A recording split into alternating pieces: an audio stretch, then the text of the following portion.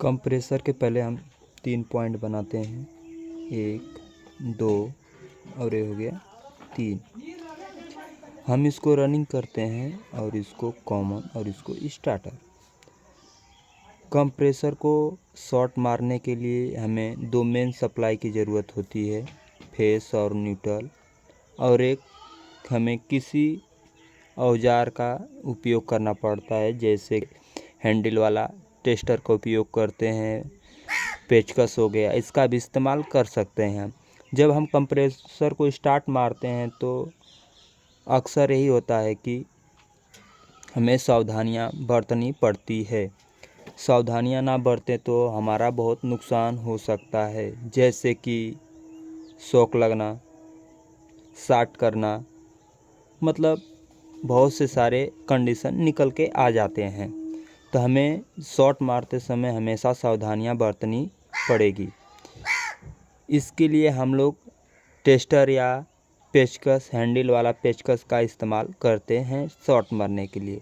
जब हम फेस और न्यूट्रल सप्लाई देते हैं रनिंग और कॉमन में, तो स्टार्टर और रनिंग में पॉइंट गिराते हैं हम लोग टेस्टर का।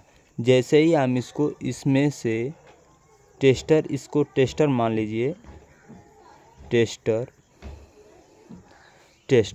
जब हम इस पॉइंट से रनिंग में से स्टार्टर में जब शॉट मारते हैं तो हम यहाँ से अपना स्विच ऑन करते हैं। जैसे ही स्विच ऑन करते हैं और यहाँ पर स्टार्टर के जगह चिट से आवाज़ आएगा।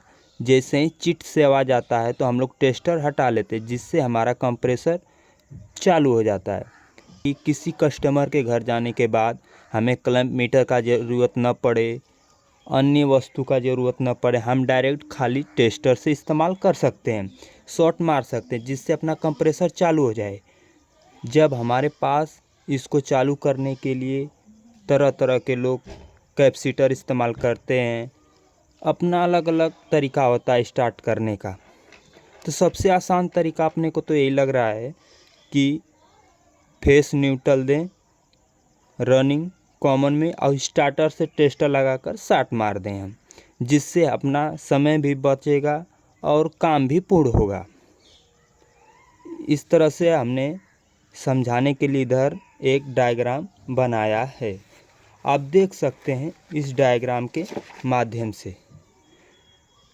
देखिए, मैं टेस्टर इधर बनाया हूँ, ये अपना हो गया रनिंग कॉमन स्टार्टर। यहाँ से हम बोर्ड सप्लाई देते हैं फेस न्यूट्रल।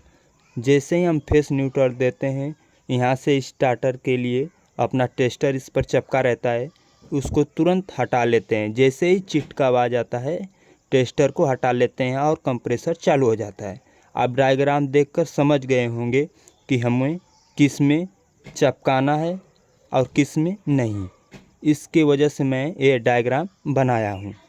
आप इस डायग्राम को देखकर समझ सकते हैं, सीख सकते हैं।